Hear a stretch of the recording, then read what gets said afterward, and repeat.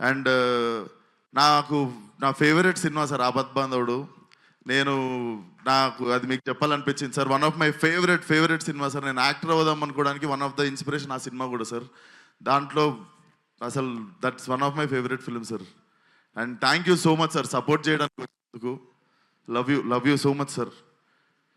And cinema దగ్గరికి వస్తే director పాపము చాలామంది హీరోలకు చెప్తే చేయనంటే విశ్వక్కి పోయి చెప్పంటే విశ్వక్ బొంగు కూడా చేయడు. నేను పోయి టైం వేస్ట్ అని అనుకుంటే ఆయనకి విశ్వక్ చేస్తాడు అని చెప్పి ఆయన నా దగ్గరికి తీసుకొచ్చింది సాహో గారు.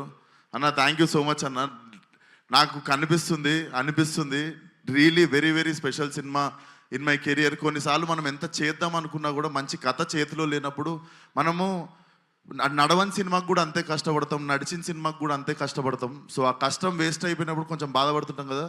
నాకు తెలిసి ఆ కష్టం వృధా కాని కథ ఇది. ఈ కథ నా దగ్గరికి వచ్చినందుకు ఐ ఫీల్ వెరీ హ్యాపీ.